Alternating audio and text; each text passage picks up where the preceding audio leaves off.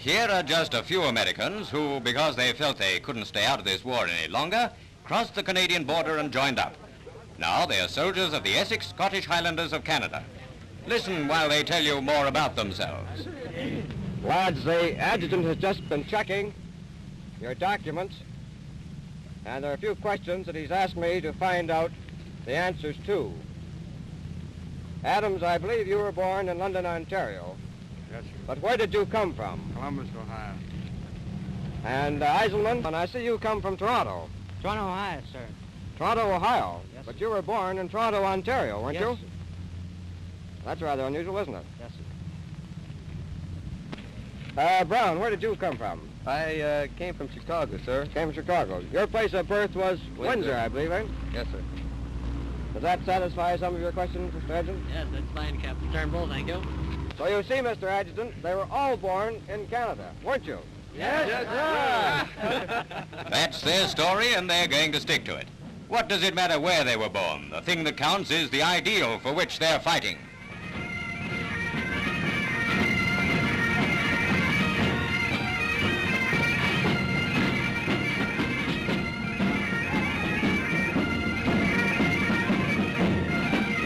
So Canadians and Americans march together, proud to belong to a fine regiment with a noble history. 2,000 miles to the west of Great Britain, at the terminus of the transatlantic air routes and sea lanes, is the oldest and greatest dominion among the British family of nations, the Dominion of Canada.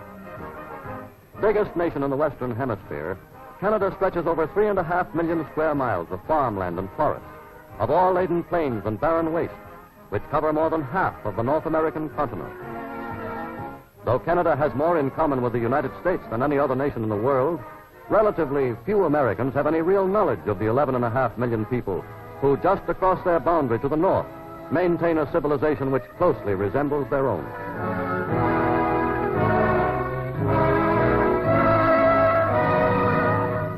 Through its national parliament at Ottawa, Canada governs itself as a wholly sovereign and independent nation of 9 provinces, similar to American states, a nation whose only outside allegiance is to the British Commonwealth of Nations. Canada's many political and economic problems are largely defined by its geography, for all Canada falls naturally into 4 general sections, each with its own particular needs and interests, each closer by natural economic ties to corresponding areas of the U.S. than to other sections of Canada. Western Canada stretches from the Pacific coast to the barren Midlands, which separate east from west. Canada's Pacific seaboard has thrived on its riches of lumber, minerals, and fisheries. Its trade with the Orient has helped to build its great cities, Vancouver and Victoria, which stand as symbols of Canadian enterprise and determination. By far the greater part of Western Canada is made up of the provinces of Alberta, Saskatchewan, and Manitoba, strongholds of political liberalism and free trade sentiment. This vast cattle and wheat growing area has, within 40 years, run the whole gamut of frontier days: boom, distress, and recovery. Out of this immense region, whose soil is as rich as any in the world, comes a large part of the food upon which the mother country, Britain, subsists. Though war brought prosperity to many farmers of this region, its wheat growers, whose acres yielded almost fabulous riches in the First World War, found only continued depression in the Second World War. For still piled up in Canadian government granaries were the immense surpluses of years of overproduction. More wheat than there were ships to carry it. More wheat than the wartime world could put to use. 800 miles to the east, concentrated in the St. Lawrence Valley and in the triangle that juts southward into the Great Lakes, is industrial Canada, the economic heart of the nation.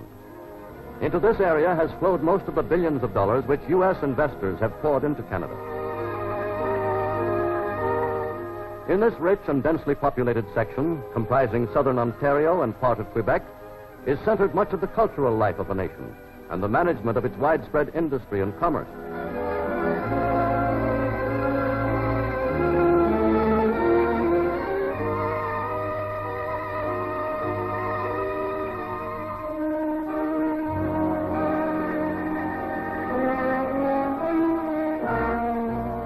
Its 2 chief cities are the biggest in Canada. Toronto, conservative and British, has strong ties to the Empire. Neighboring Montreal is cosmopolitan and predominantly French. Both are centers of the foreign trade upon which all Canada is largely dependent. Both have for years been buttressed by tariffs which have protected Canadian industry and favored Canadian goods. Maritime Canada composes the provinces of New Brunswick, Nova Scotia, and Prince Edward Island, whose early settlers were Tories who fled New England at the time of the Revolution. Those were followed by waves of Scottish immigrants. Compared to the rest of Canada, the Maritimes are poor indeed, earning a hard-bought livelihood on small farms and by fishing and lumbering. The Maritimes have close economic ties with the New England states, in which are their logical markets. But these markets have been all but closed by American tariffs, and Canadian markets many hundreds of miles in the interior are too remote to be cheaply accessible. Industrialism in the Maritimes is largely confined to the coal mines and the steel mills of Cape Breton Island and the forest industries of New Brunswick. But through the port of Halifax, one of the busiest harbors in North America, has always moved a profitable part of Canada's foreign trade. French Canada, which embraces the province of Quebec and adjacent areas, is almost a nation within a nation. In 1774, 11 years after England had gained control of France's North American colonies, French Canada was guaranteed by the British the right to retain forever its own language, its own laws, and its own religion. The civilization founded in Quebec is one of the oldest and most homogeneous in North America. Its 60,000 settlers have grown since the 18th century into a population of more than 3 million. Life among the French Canadians is largely pastoral and almost like the life of another century. The home is one of the two great institutions which mold their lives. Large families are encouraged, both by national tradition and church precept. Among these kindly, frugal people, there has been an intense desire to keep things as they are, and always have been, to continue to live in the simple, pleasant ways of their grandfathers and great-grandfathers.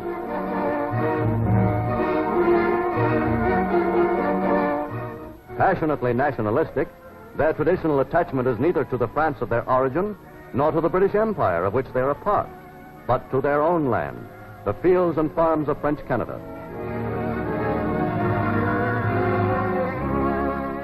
The second great institution which has shaped French-Canadian civilization is the Roman Catholic Church, about which the existence of the province's predominantly Catholic population revolves. The authority which most deeply influences the life of the community has always been that of the Church.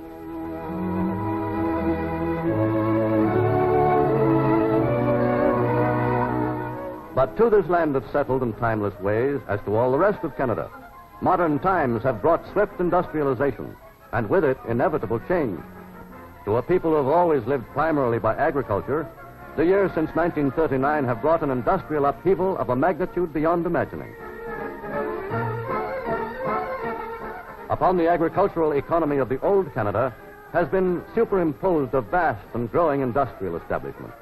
Factories and mills which enabled Canada to take her place as the fourth largest producer of war materials among the 35 United Nations throughout the Second World War. From Canadian farms and cattle ranches, immense supplies of beef and bacon, butter, wheat, and eggs went overseas to feed embattled Britain and her allies. More than $1 billion worth of food and war materials in 1 year alone went to Britain as a generous gift to the Canadian people.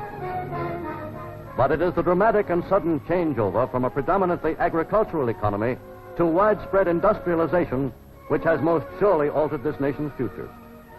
For the new Canada created by the war found itself in possession of an industrial establishment capable of producing at a rate the old Canada had never dreamed of.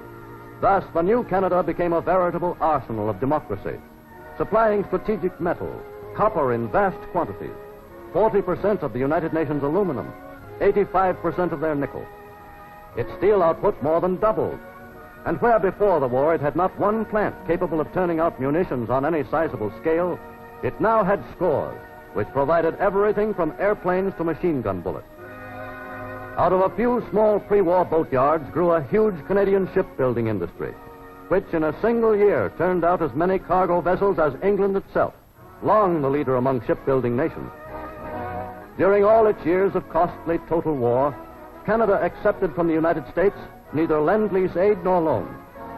Instead, Canada set up its own Lend-Lease plan to aid its allies, paying its own way by a program of internal borrowing and heavy taxation as drastic and burdensome as Britain's. To Canada and its neighbor, the United States, the Second World War brought at last what many had long advocated in vain, a pooling of common interests, through the relaxation of trade barriers hampering the interchange of war materials. And in addition to these benefits, in 1940, the Ogdensburg Agreement set up permanent military partnership between these two North American neighbors. One practical outcome of this partnership has been the great U.S. military highway stretching across western Canada to Alaska. Never before has any nation permitted a foreign government to make such use of its territory.